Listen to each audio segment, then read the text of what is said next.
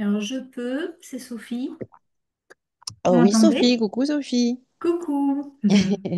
Alors, moi, dans la continuité de l'utilisation de l'Itéracare et de l'Oxytap, l'Itéracare, moi, je m'en sers principalement pour mes douleurs métastatiques au niveau des os, donc c'est-à-dire tout ce qui est contracture musculaire, contracture des tendons, etc.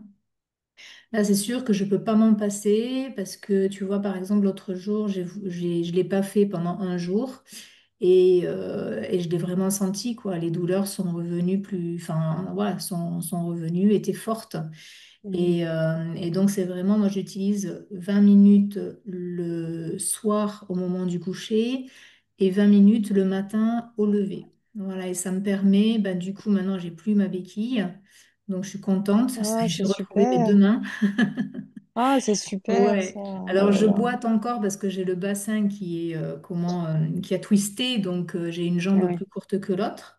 Donc ça me fait boiter, mais au niveau des douleurs, c'est vrai que ça n'a rien à voir avec quand j'avais commencé, c'était en avril quand j'ai reçu l'Iteracar, où là j'étais sous morphine, quoi. Ouais. Donc voilà, moi ça m'aide énormément pour mes douleurs. Enfin, tout ça, en tout cas, c'est ce que je vois le plus. Pour le reste, je sais pas, j'ai pas encore fait comment dire, d'examens, je les ai bientôt là, des examens de statut sur les marqueurs et tout ça. Mhm. Et après l'Oxytap, moi j'avais vu vraiment un gros. Donc l'Oxytap, c'est une machine qui enrichit l'eau en oxygène. Donc moi je l'avais acheté aussi par rapport au cancer et j'ai eu la surprise de voir que ça agissait énormément sur mon moral et sur la dépression qui était induite par l'hormonothérapie. Donc, enfin, je disais que j'étais addict à l'oxygène parce que bah, dès que j'en buvais pas pendant un jour, j'avais mon moral qui retombait dans les chaussettes le lendemain. Et là maintenant, donc ça fait depuis le mois de mai que je l'ai, donc ça fait quand même un moment que j'en bois tous les jours. Et je me suis rendu compte que ça s'espace, c'est-à-dire que maintenant je peux rester 3 jours à peu près sans en boire.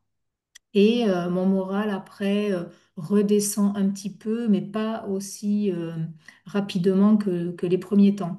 Donc, ça veut dire pour moi que avec le temps, le corps emmagasine quelque part l'oxygène et que ben voilà, je vais être de moins en moins dépendante de cette eau, ce qui est bien. Et voilà, donc voilà pour mes petites avancées. Bah, c'est super. Je suis super contente pour toi, Sophie. Franchement, Ouais. de voir ces améliorations petit à petit, de suivre ça, déjà, c'est merveilleux pour toi. Et puis, c'est super encourageant pour tout le monde, hein. Ouais. Ah, je vois dans le chat, il y a une question sur l'inflammation du tendon d'Achille. Donc en fait, moi, c'est pareil, j'ai des inflammations du tendon avec l'hormonothérapie là. Et c'est clair que quand j'y souffle dessus, ben, la douleur, elle s'en va, quoi, hein, au bout de allez, 5-10 minutes. Alors après, bien sûr, ça va revenir quelques heures après. Ben bon, je ressouffle dessus et ça repart. Puis à un moment donné, la douleur, elle bouge, elle change de place. Donc ça évolue en fait. Et juste aussi une autre chose qui était impressionnante. L'autre fois, j'ai eu une crampe dans le lit à ma jambe droite. Et alors j'avais beau me mettre dans n'importe quelle position, ça n'arrivait pas à partir. Et, je me suis dit, mais oui, attends, fais-toi l'Iteracar. Je souffle et allez, mais en même pas une minute, c'était parti, quoi. La Ah crampe oui, était c'est partie. vrai que sur les crampes, ça marche super bien, Ah, hein. c'est impressionnant. Ouais, Ouais, ouais, ouais.